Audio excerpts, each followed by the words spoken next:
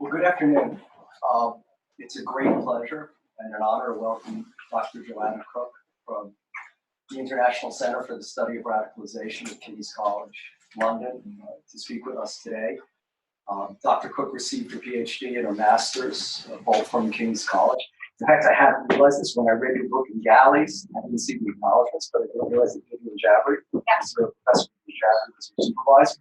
I know for a quarter of a century since she left St. Andrews. No kidding. Yeah, in fact, I moved into her office when she left and we came down to Kent. Yeah. Right. So as you can see, the counterterrorism world and security study is amazingly tight.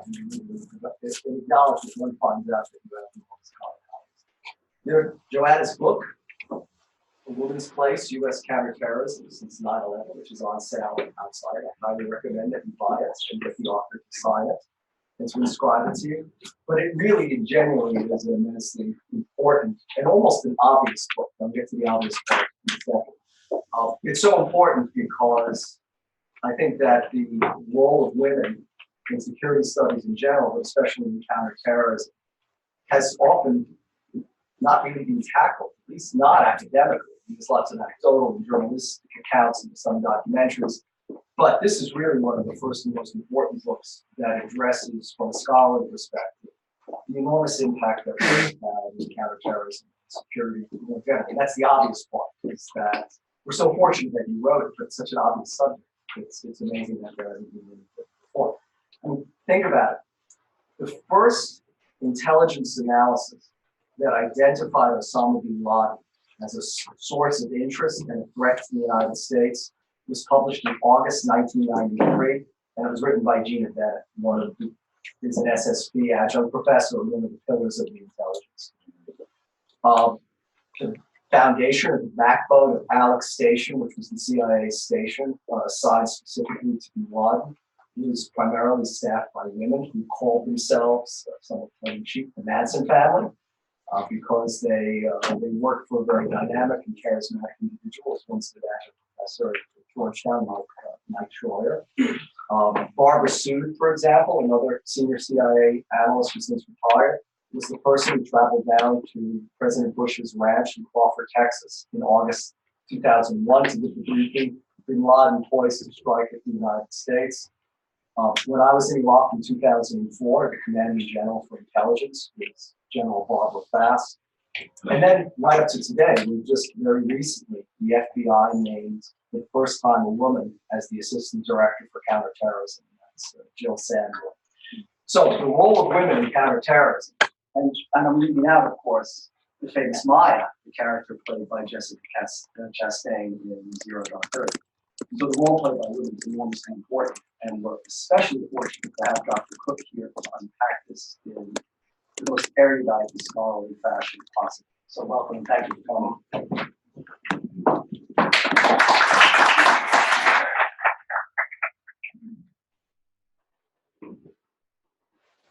Thank you so much, Professor Hoffman, and to Georgetown for having me here today. It is such a pleasure to come and be able to talk to you a little bit about this work that I've been doing for about the last 6 years now.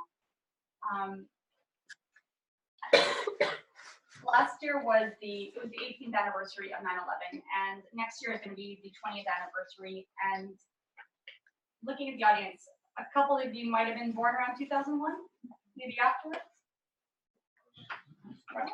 A couple of years before. And the last time I did this, actually there were quite a few. But I know that even with the courses that I'm teaching now, there's students coming in that they don't remember 9/11. They were so young, or they weren't even born yet. And I was in my high school cafeteria watching these Twin Towers go down, and the events that left 3,000 people from around the world dead that day. And it's been incredible to see just how much the events of that day have really impacted all aspects of international security since. There's been 2 wars, Afghanistan and Iraq. We've seen military engagement in dozens of other countries. We've seen old threats like Al-Qaeda continue to expand their footprints, and new threats like ISIS emerge, becoming the most wealthy and successful terrorist group, arguably in history. The U.S. is trained, equipped, and partnered with countries around the world to manage terrorism better in their own neighborhoods. But we've also seen extremely problematic practices and controversial policies as well. in some cases only compounding or exacerbating concerns about extremism. Despite all of this, though, we've still seen terrorism not decline. It's proliferated, it's diversified, and terror groups like Al-Qaeda and ISIS have only seen their membership and influence increase. There's also been a significant human and financial cost to this campaign. According to Brown University Cost of War Project, the U.S. has spent estimates as high as $5.4 trillion in response to the events of 9/11. We consider the long-term obligations for things like veteran medical and disability support. We see this roll over $6 trillion. Besides the nearly 7,000 U.S. servicemen and women, in addition to others from countries like Canada, my home country, or the UK, who have also lost their lives in this campaign, we've also seen over 500,000 persons die from war-related violence in countries like Iraq, Pakistan, and Afghanistan. For me, these figures really are still truly hard to fathom. But as Professor Hoffman here rightly noted, there's been a significant gap in what these 18 years have analyzed, or there's been such a gap in how women's roles throughout this entire period have been understood. There's been a shortfall in tracing and understanding their roles at every step, or how these have changed, or the implications and consequences of this thus far. And this is what the key argument of the book is. That the global war on terror has impacted the roles of women in relation to counterterrorism and terrorism in yet largely unrecognized and undocumented ways.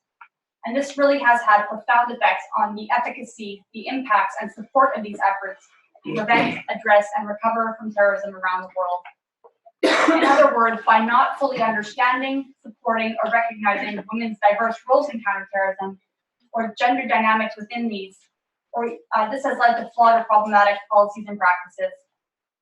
But also we've seen many positive advances in this period and lessons that can be carried forward to practices today.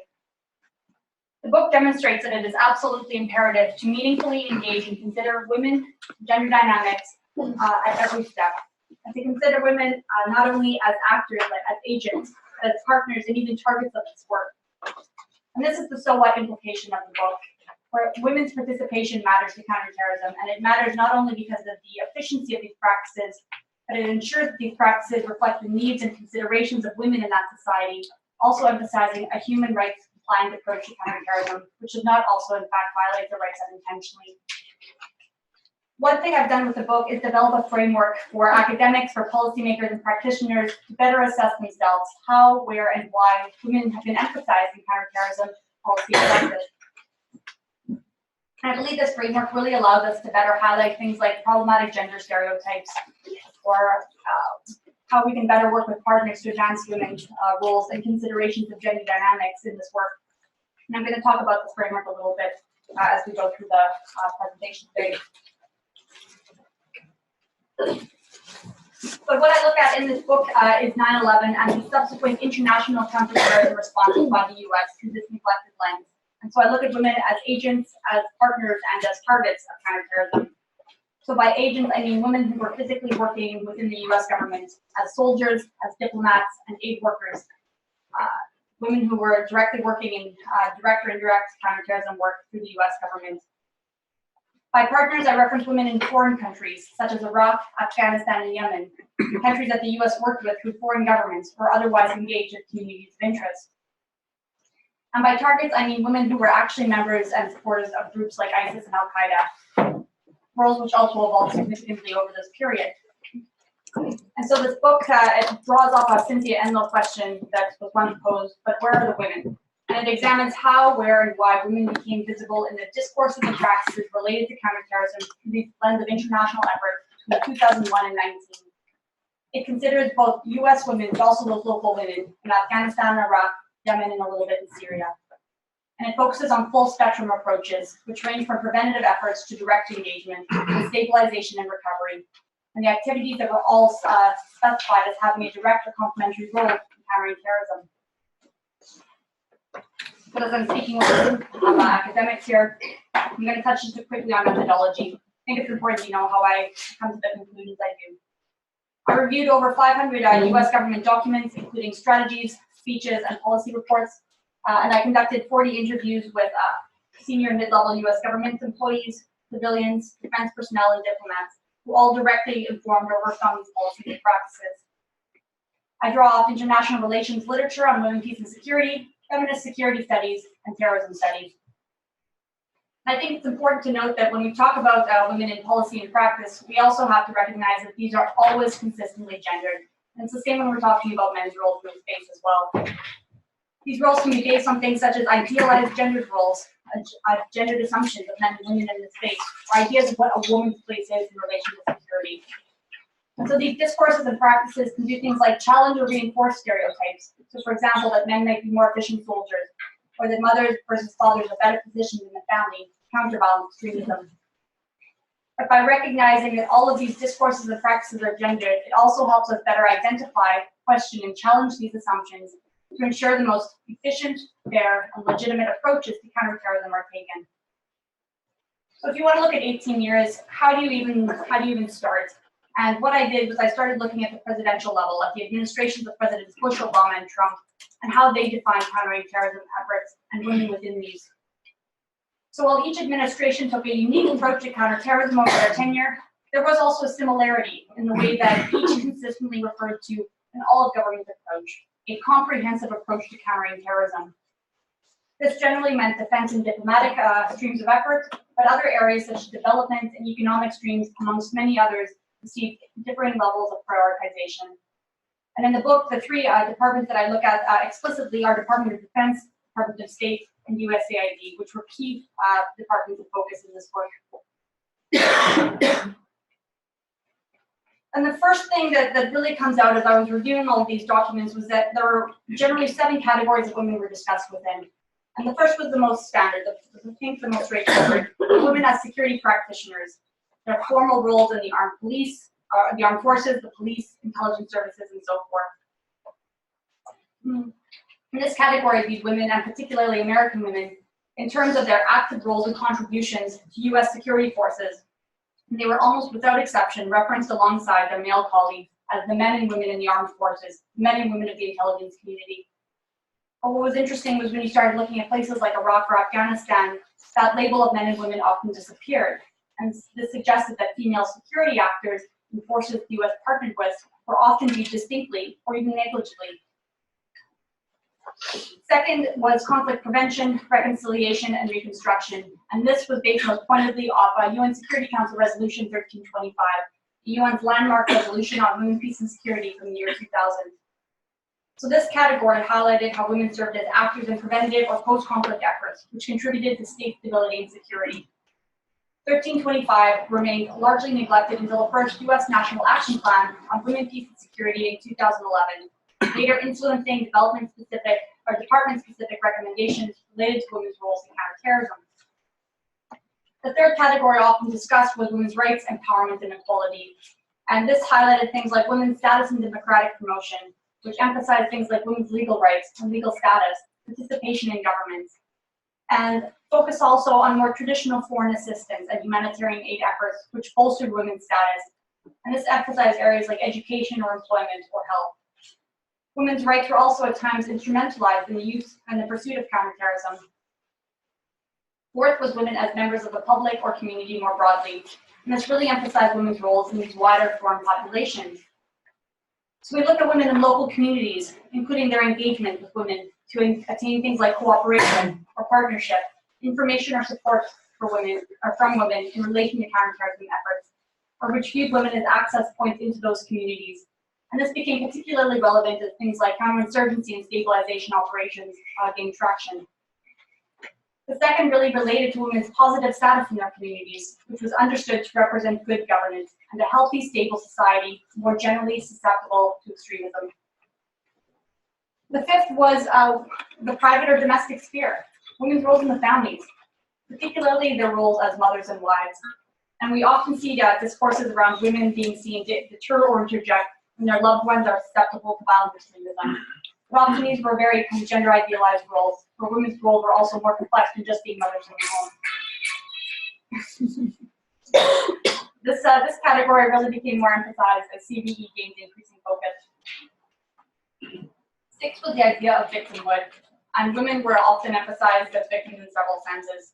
We saw things like deficits of women's rights or women's oppression, which were highlighted as an indicator of broader societal challenges or shortfalls in that society, again being viewed as more susceptible to extremist appeals, kind of canary in the coal mine approach. And it also looked increasingly at women specifically targeted in things like sexual or gender-based violence, particularly by groups like Boko Haram or ISIS. We also saw in some cases the phrasing of saving women, which was used to justify or promote certain policies. We also saw women emphasized as terrorist actors, and this really looked at women's roles in groups like Al-Qaeda and ISIS, jihadist groups and how prominent throughout this period. But here, women's roles were often viewed in very limited or simplistic terms, as victims, students joining terrorist groups, or ones who had potentially been groomed with the organization. But there was a lot of nuance in this category. The roles that we saw women take up in ISIS were ones that were really fundamentally changed post-2014. And these categories are not exhaustive, they're not mutually exclusive, and they often interacted with and informed each other. But what they offer us was a starting point to really start mapping out where women were becoming visible across this full spectrum of direct and indirect US counterterrorism efforts. Each department drew on multiple categories, and those most emphasized were often unique to each department and agency. But how these categories were understood and became visible in practice really evolved significantly over this period based on a number of factors. There was no single factor that informed how or why women's roles changed in relation to counterterrorism discourses and practices in this period. But each department and agency was influenced uniquely by some of these factors at different points in time. These generally referred to specific discourses present in the wider environment at that time, or the discursive milieu, those broader discourses that guide and inform these practices and the language they use. There's also the physical operational environment the US was operating in, the operational milieu, so those locations and contexts that these actors operated in and what that mission was at hand. There are also features within each agency itself, or that agency milieu, and I thought this was quite an interesting one, and it's one I don't think we look at enough in our research today. So to expand on these a little bit, when we talk about international discourses pertaining to women, pertaining to women in security, these often come at the UN level. We talk about CEDAW from 1979, Millennium Development Goals, 1925 from 2000. But we also saw as UN Security Council resolutions were coming up, particularly in relation to ISIS, we saw new resolutions like 2242 bring women in relation to security in new ways. The international discourses were important for shaping those global norms pertaining to women's role and status in this period and how they related to counterterrorism and things like CVE. Second were those national discourses or statements and strategies by each presidential administration or high-ranking officials within those administrations. It looked at things like national security strategies and national strategies for combating terrorism and the language used within those. These drove interagency cooperations and efforts, and they guided policy and practice on the ground. But it also considered things like counterterrorism-relevant discourses that each president themselves stated in their own speeches and statements. We look at those operational environments the US found itself in.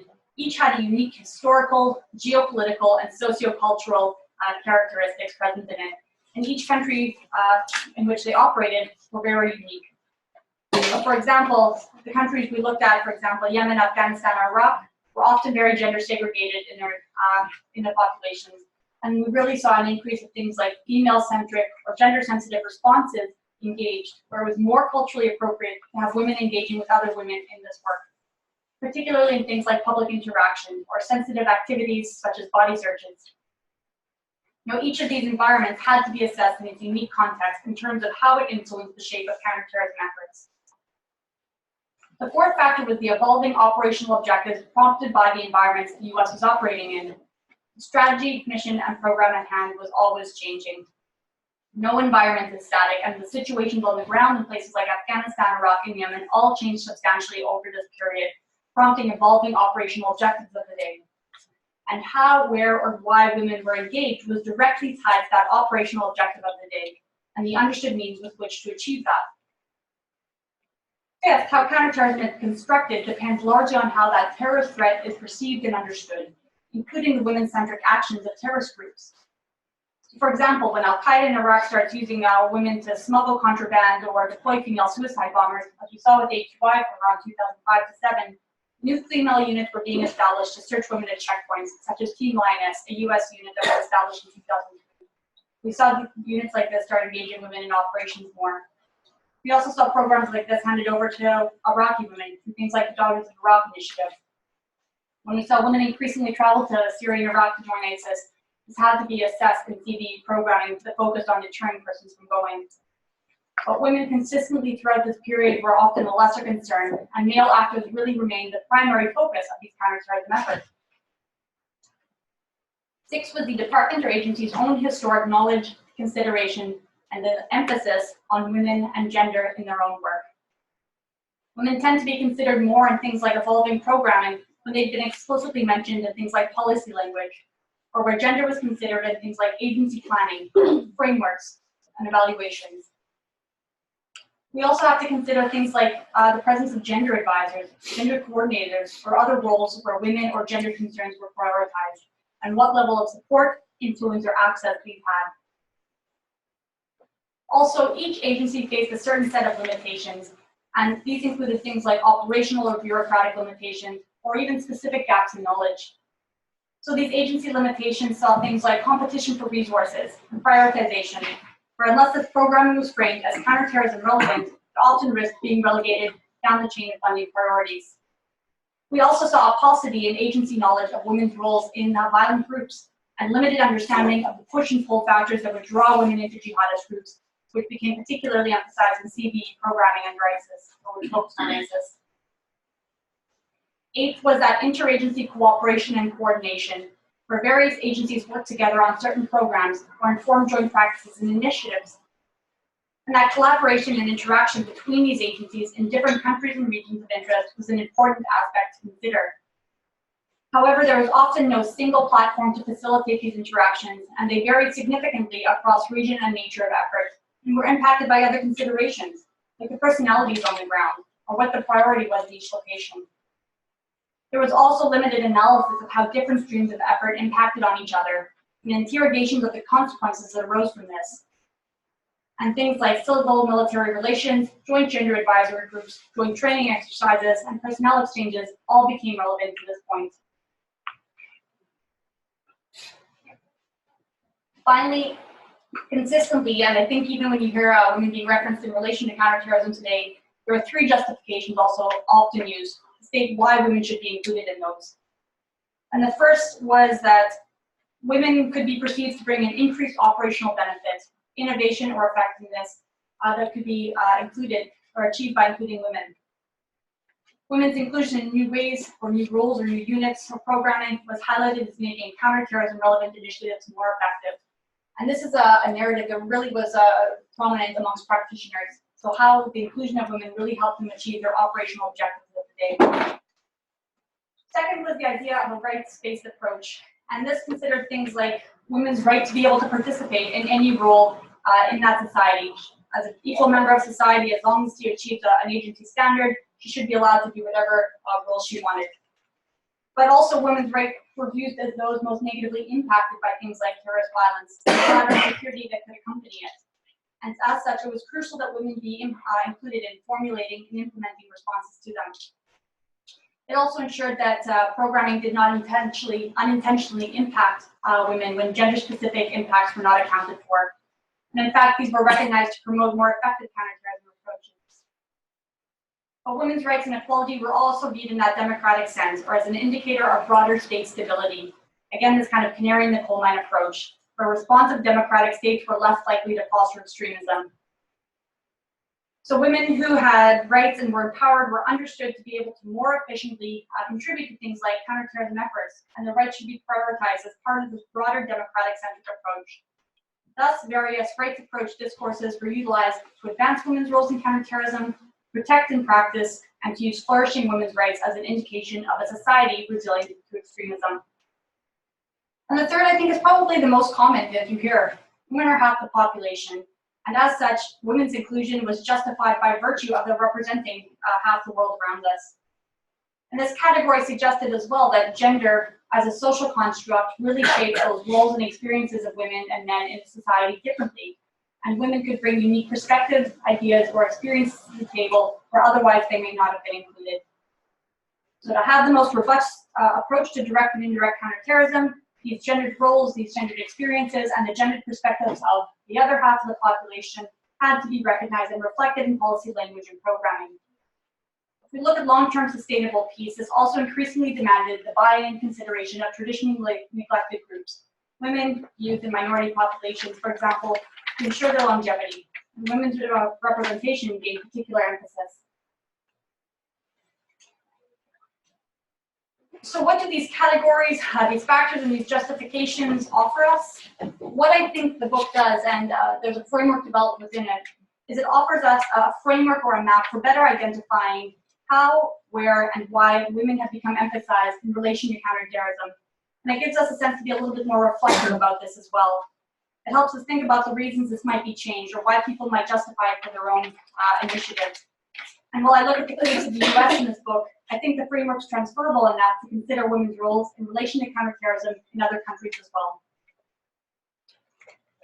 But what did I actually look at in the book? And in the book, I have a specific chapter for each of the Department of Defense, Department of State, and USAID. So what I looked at in the Department of Defense chapter, was new American programs like Team Lioness, established in Iraq in 2003, to respond to increasing female insurgents. And also looked at things like female engagement teams or cultural support teams that were being developed in places like Afghanistan, better understand those local communities and win heart and minds, and support things like special operations forces when they were doing things like searches. These were programs that were developed as the US faced new challenges in the field, growing insurgencies, for example, which had to overcome that lack of capability to engage half the population. And thus, some of these units were really established to better engage women in local communities or to provide very practical services to those units. We also saw this prompted, for example, in Iraq, with the increasing number of female suicide bombers and women in militant and insurgent forces. We saw this particularly under Zarqawi and Al-Qaeda in Iraq. And we saw increased focus on the training and equipping of women in foreign security forces, better establish security in their own backyards, and really hand over some of these responsibilities to local women. So it considers things like an all-female elite counterterrorism unit established in women, or things like the family support platoons set up in Afghanistan to support special operations forces. It also considers things like the Daughters of Iraq program that was set up for local Iraqi women to start doing these initiatives themselves. It also considers how these roles increasingly opened up all positions, including combat positions, to the 250,000 American women who served in Iraq, Afghanistan, and broader US forces in this time, and the diverse roles that they had in this period throughout the armed forces. But it also touches on dubious cases of women in this period. For example, Lindsay England, who became infamous for the abuse of prisoners at Abu Ghraib prison, or controversies in the media coverage around POW Private Jessica Lynch. When we get over to the Department of State, I look a lot at programs that focus on things like women's rights and empowerment through that lens of democracy promotion, where democratic societies were understood to be the most resilient against extremist appeals. So I look at programs like the Middle East Partnership Initiative in countries like Yemen. It started emphasizing and framing things like women's political participation programs, or even women's health initiatives, in terms of how they countered extremism in the country. It looked at shifts within State Department itself around 2007, where internally as an institution, they started to think a lot more about how they could engage women in local communities in their own community level initiatives to counter extremism and terrorism. But it also looks at women in the development of the first National Action Plan on Women, Peace and Security, which really began emphasizing women in all aspects of US foreign policy as it related to security, and steps to really elevate diplomacy and development in this full spectrum approach alongside defense. And it also looks a little bit more at the increasing partnership and interagency interactions with the DoD and state in this time, as well as with USAID. When we get to USAID, it looks at how an agency once viewed largely outside the sphere of security increasingly became viewed as integral to this fight, as links between things like development and security became more emphasized, particularly in preventative or CVE efforts, challenging what were referenced as the underlying drivers of terrorism. So here, issues as diverse as women's education or women's health, or those often associated with aid and development work, became framed in terms of how they contributed to countering extremism in that society. It also looked at increasing interaction of civil and military actors during things like reconstruction or stabilization work, where that expansive gender knowledge and aid work was being shared with military partners. It also looks, for example, at how people working in USAID were informing the latest 2018 counterinsurgency manual within the DoD, and sharing that gender knowledge in ways that brought light to women's diverse roles and implications of these practices on women in new ways. It also looks at the kind of work that USAID was doing in supporting female victims of terrorism. So where groups like Boko Haram and ISIS were really kicking up sexual and gender-based violence, specific efforts were being made to support these women and sometimes men who were victims of this kind of approach.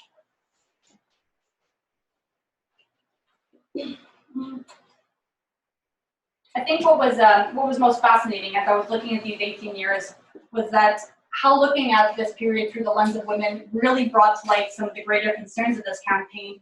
And there's a few of these I'm going to quickly touch on.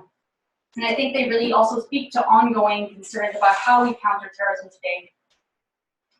The first is that throughout the book and throughout this period, a consistent overarching approach to countering terrorism was articulated, a comprehensive approach, an all-of-government approach. But there were consistently debates about who should lead this.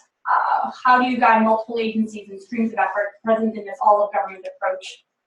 And the manner in which different policy issues related to counterterrorism were integrated into this cohesive strategy was not uniform in practice. And this had broad implications for things like programming, including that that focused on women, which was often viewed as a secondary consideration. We also saw tensions between this direct or more often kinetic versus indirect or more preventative work in this whole-of-government approach. So tension is always bound to occur in any counterterrorism strategy which comprises multiple streams of effort and diverse actors and agencies who come with their own history, mandates, and focus. So when we look at both direct and indirect streams of effort, we had to consider how these were balanced and prioritized, and had to look at things like the significance and value that each stream appeared to hold in this comprehensive approach. Things like balances between short and long-term objectives, or how competing for resources was required to sustain each stream of effort. And the potential impact of these streams of effort on each other also meant that we had to be cognizant of the potential implications of this work on other agencies or programs that were ongoing. Third was the transformation of policy discourses into practice on the ground. And as we all know, what is said in the presidential statement or in a national security strategy or even military doctrine does not always translate seamlessly through the government and onto practice on the ground. What was articulated in a strategy or in a statement really had to be traced to its interpretation and implementation on the ground. And fourth, we also saw at times a tension between new roles that were being developed for women or new units versus those that were already pre-existing and became instrumentalized or some viewed as even securitized to become relevant to countering terrorism. So again, I've mentioned some of the new units established in this period, from Team Linus to female engagement teams. But for fields that were outside of the security space previously, things like women's political empowerment programming, often this work tended to be framed or instrumentalized even to bring women into those contemporary security discourses in this full spectrum approach. And here things like that link between political empowerment or education became framed in new ways to gain relevance. But one of the concerns that this brought also was that all of a sudden, if you were doing an aid program in a country like Yemen, you became viewed as a counterterrorism relevant actor, and were sometimes increasingly targeted in your work on the ground. So what makes this book unique? And I think there's a couple things in relation to this 18 years that do make it a unique book. And I think when we look at counterterrorism, it's important to look at it first in that holistic all-of-government approach. We really have to look a lot more at how these different streams of effort impact on each other. That soft and indirect approach and the connection between hard or direct approaches. And it really looks at how this interacts in relation to women through that full spectrum. It also traces how women's roles have evolved under 3 presidential administrations. So actually, we see in many cases, a lot of the roles and discourses around women remain consistent over this period, but others fundamentally changed over this, both within these efforts, but also within groups that the US was targeting. Third, it looked at how this understanding of women has trickled down to the Department of Defense, Department of State, and USAID. You know, each of these institutions were examined in a separate chapter, and one of the key arguments I make in this book was that it's really at this institutional level that it had to be looked at more closely. I think this is perfect for a group of students from a university like Georgetown. Women's roles became visible in policy and practice on the ground and evolved in really unique ways for diverse reasons, based on very institutional specific considerations. And fourth, it examines not only women's roles in Al-Qaeda and ISIS, but how these have been understood and responded to directly in these counterterrorism efforts. We cannot develop effective counterterrorism efforts unless we fully understand these groups, how they engage terrorism, and what their members, their tactics, their strategies, and objectives are. And I look particularly at these groups as they've attempted to do things like implement state building and governance. And with groups like ISIS, how in fact the way that they engage women has often mirrored that of the state. They too talk about how they've been able to provide women with rights. They have debates about women's roles in combat. And in fact, they talk about how women are victimized in the West, for example. Finally, it's created a framework or a map that I think is of use to policymakers, practitioners, and to academics and researchers like themselves. And I think it's a useful framework for thinking a little bit more in other places and spaces about how, why, and to what extent women are emphasized in counterterrorism work, and think a lot more about the implications of that on the ground. I don't whitewash the problems or the shortfalls in this global war on terror or the programs along the way, and I give credit where it's due. But I highlight both, I highlight how the global war on terror and looking at it through the lens of women also helps us clarify key shortfalls in this comprehensive approach. And as academics and researchers and policymakers, like many of you here, I think we can do better going forward in how we understand not only gender dynamics, but women's roles in all aspects of international security, and what we can do to better consider, engage, and support women at every step. How we can improve the efficiency of these practices, and how these policies and practices can be more inclusive of diverse populations and their diverse gender needs and considerations. So in this book, I demonstrate how we can learn from the mistakes of the past, to demonstrate how new challenges we face today, such as those of the far-right, continued concerns from jihadist groups, and things like returning families from ISIS. How we can deal with these is really informed by, again, how we understand women and gender dynamics in these groups. And I fundamentally believe that by better understanding, engaging, and supporting women at every step in relation to these concerns will really be crucial going forward, and I hope the book convinces you of the same. So I want to thank you all for taking some time out of your lunch to come and listen to this, and I'd be happy to discuss anything related to the book that you want to hear more about.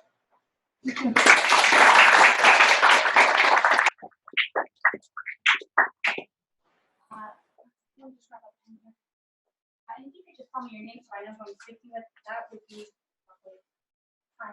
Hi, my name is James Lamar. I'm actually in the intelligence concentrate, but I'm always interested in counterterrorism. I guess I was wondering, because you're an expert on especially how heartily you've delved into the evolution of women in CT. Yeah. Could you delve into the last question there, in that how do you think this is going to continue to evolve? What trends do you think that there are, just briefly, and what implications those might have in the future? Yeah, absolutely. It's a great question. There's two policy issues that are kind of at the top of the international agenda today. I think there's growing concerns over far-right extremism, and there's ongoing concerns about what we do with the families of ISIS family members that are currently sitting in camps like Al-Hol in Syria or detained in Iraqi prisons. And I think that really looking at not only some of the lessons from the past years, but thinking a lot more in dynamic terms about how gender impacts the space, how it impacts our responses to them. It's going to be incredibly important for those two fields in particular, I think. There's really interesting new fields of concern coming up. If you look at incels, for example, involuntarily celibate persons, those are highly gendered, kind of hyper masculine, concerns, where really understanding things like gender dynamics becomes a lot more relevant. But I think that those are probably some of the key areas that I would focus on going forward. And there's still so many areas where things like gender analysis and consideration have really just not even come in. When you look at things like AI, or if you look at cybersecurity, even new technologies in this space, there's still a real lack of that kind of gendered lens or gender analysis for understanding things like differentiated gendered impacts, how women might be engaged differently or impacted differently by these practices. And there's some really interesting work to be done in that space. Perfect. Thank you so much. Thanks for the question. Hi, my name is Caroline. I'm a first year student in SSP, and I'm curious about targeting and precision targeting. If you've seen in your research DoD's attitude change toward, it's relatively easy to identify an armed adult male in a certain province, and that's a target. But if you have seen that evolve toward women at all, since women are in roles of lawmakers, financiers, and if we change that attitude of women as more acceptable targets, specifically your precision targeting? That's a really, really interesting question, actually. And there's two things I would say specifically in relation to ISIS recently. And, you know, even today, there is no clear figure for how many individuals in Iraq and Syria related to ISIS or other militant groups on the ground have been killed over the last, since approximately 2014. And we're not very clear on just how many of those have been women. But what we do know, for example, if we look at things like terrorist designation lists, is even over the last few years, as far as I'm aware, there have been 3 women on that list. And that have been Sally Jones, Boumediene from France, and a 3rd woman whose name I just blanked on. But you know, even in terms of how we designated terrorists, I think there's still really been a lot of shortfalls in highlighting women who might be serious potential concerns in this space.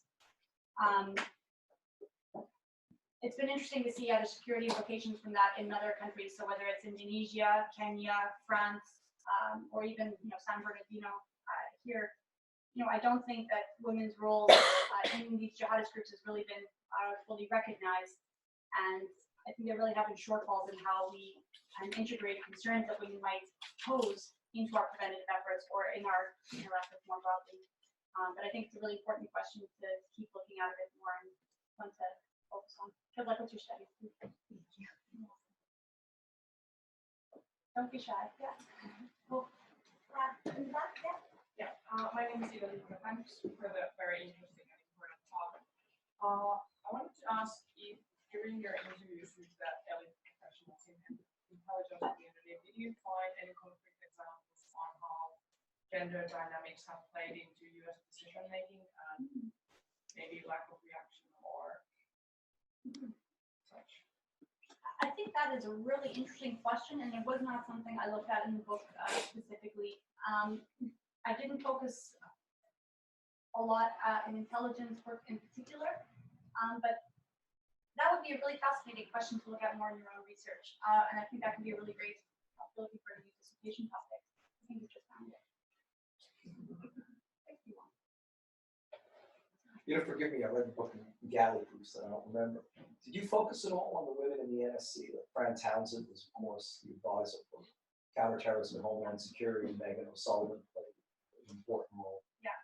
So within some of those, like within the institutions themselves, I didn't look specifically at women's roles extensively, so it was more in kind of the operational concerns. So when we're looking at what a security strategy says about how women should be engaged, what some of the programs on the ground look like in places like Iraq, Afghanistan, Yemen. But I didn't look as extensively at those roles of women within these services themselves or in some of those more senior roles. Some of their names are mentioned and they are highlighted throughout this period, but I think there's a whole other book that could be written just on women's roles throughout the courses themselves at those kind of levels. Yeah. And it is a shame that there's not more written on this. I know there's a couple of books that have been coming out a little bit more on women's roles in that space, but again, I think there's much work to be written. Yeah. Okay.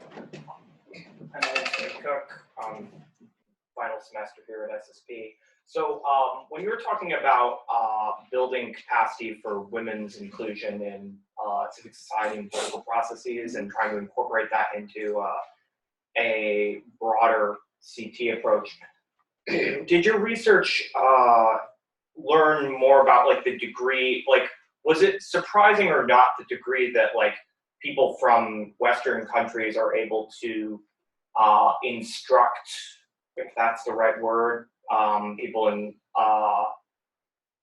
Muslim majority countries or non-Western countries?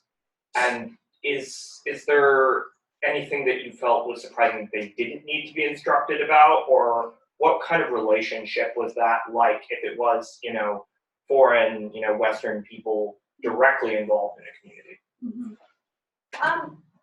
Some of the programs that I looked at in the book, I think one thing that was quite interesting was that there tended to be a bit of a distinction between programs that the U.S. kind of set up and established and then kind of implemented in these countries. And so, for example, the one that comes to mind immediately was Team Lioness. So this was a U.S. program with U.S. Service members. But the tasks and roles and responsibilities that became handed over to units that were set up in comparable fashion of Iraqi women. So Daughters of Iraq program, Split program, other programs like that. And so we saw in some cases actual, and this happened I think in Yemen as well, with the establishment of the all-female counterterrorism unit, where there was a perceived operational gap on the ground, and actually just standing up when was viewed as the immediate response to the way that you could kind of solve this problem in the short term. What appeared to be kind of lacking throughout this period was a real deep and considered engagement of women's own roles within security forces or in other aspects of peace and security in these countries more broadly, and in fact maybe how that could be better reported or encouraged by the U.S. As well. Does that make sense? Yeah, thank you. But it's a great question. A bit of a follow-up to that. So when you're examining the DoD, a lot of the groups that you mentioned, cultural support teams, female engagement teams, they were designed and implemented to fulfill a very specific operational need. And as that recedes, as fewer troops are pushed overseas, in your research, did you sense that the DoD was willing to then re-sideline women because they no longer got to be a part of the main counterterrorism role, because their only reason for being there in the first place, according to them, was I need somebody to search women, and I need somebody to talk to women. Yeah. But so going forward, do you believe that that created an opening for women to take a more permanent and deserved role within counterterrorism, within DoD, or is there a pushback to say you're no longer needed, this is still a realm of all women?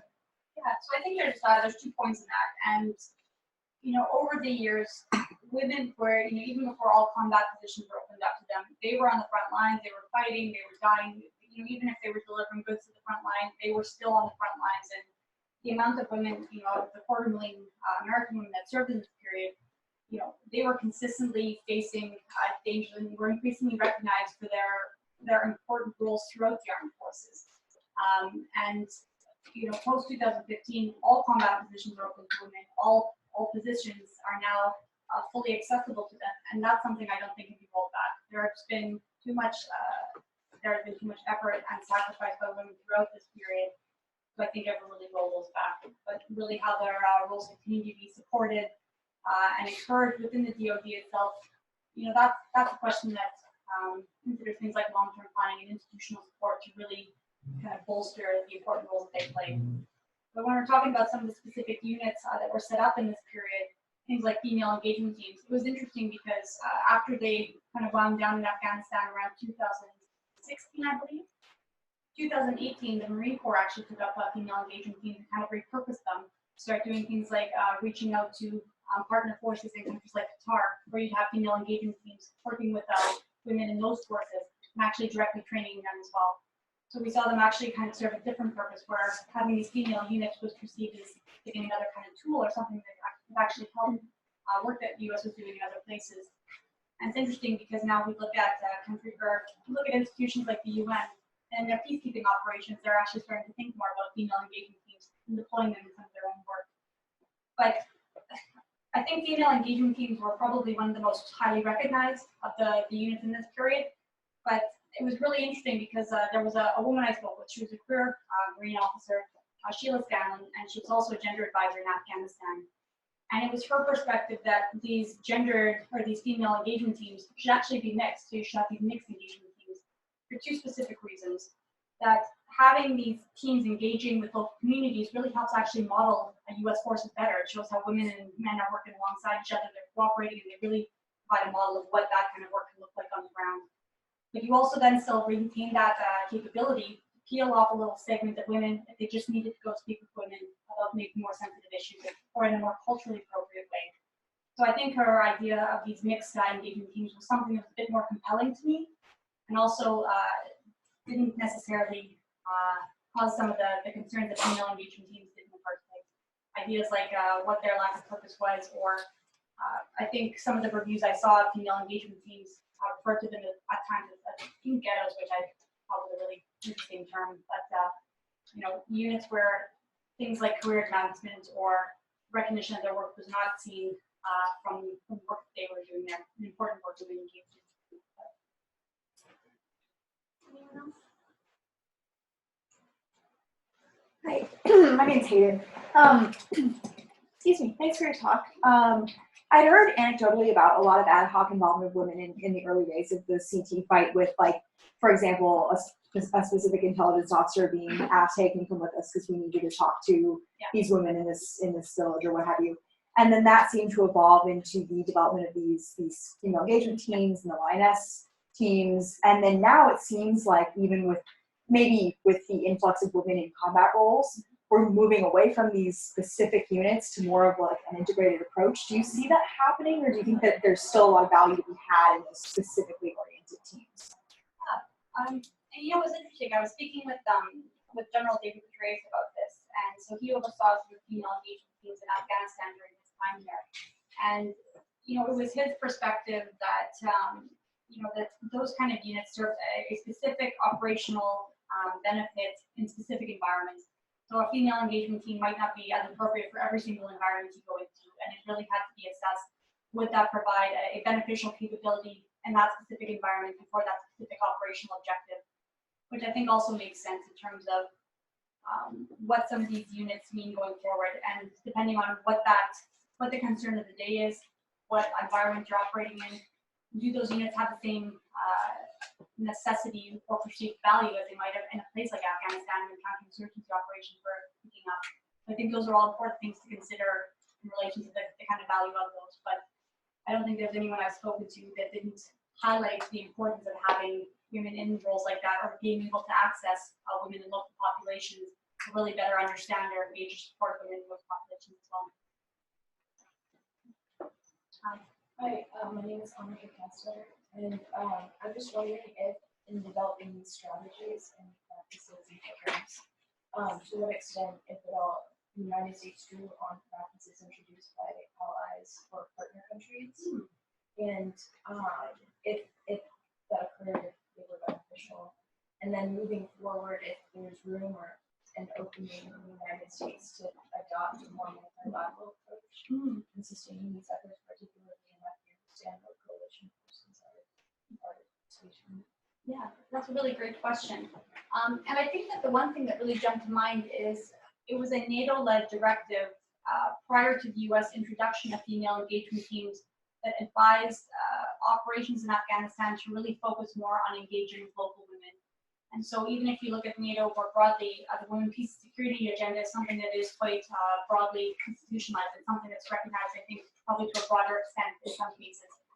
And so it was interesting that it was, in fact, kind of a NATO directive that preceded the establishment of female engagement teams that may have informed that to a certain extent. But the one kind of standardized framework for looking at women, peace, and security across most of these multilateral institutions or international institutions is that Women, Peace, and Security Agenda from 1325. And so that resolution is it's at its 20th anniversary this year. And so again, it's really thinking a lot more about how at that global level we can think a lot more, and again at these institutional levels, about all aspects of women, peace, and security in our work. And so I think that 1325 framework remains an important one. It's not to say it's not problematic or it's not had its flaws, because it certainly has. But I think that is probably one of the frameworks that really has been useful for informing that kind of global conversation about women's role in relation to peace and security.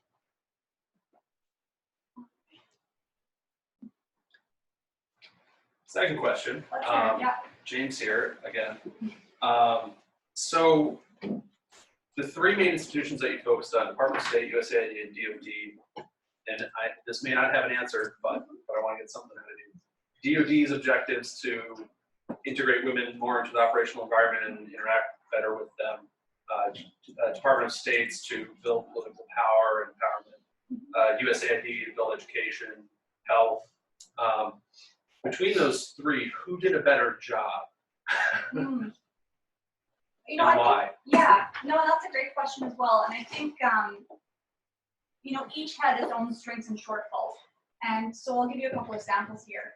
You know, I think looking at the DoD, whether it was looking through all of their joint publications on things like counterterrorism or counterinsurgency, whether it was looking at their field manuals, whether it was looking at some of the broader military strategies being put out, just the lack of language that directly referenced things like women or language that referenced things like gender, to me really kind of represented a lack of focus on that, or a lack of recognition of how that might have impacted their operations and their activities day to day.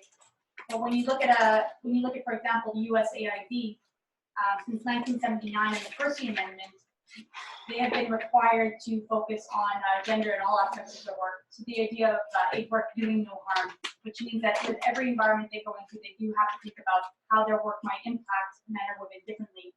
And so we see that when they started going more into things like trying to understand the drivers of violent extremism or the drivers of insurgency, or in fact implementing their own CVE work, we do see gender dynamics coming out a little bit more strongly.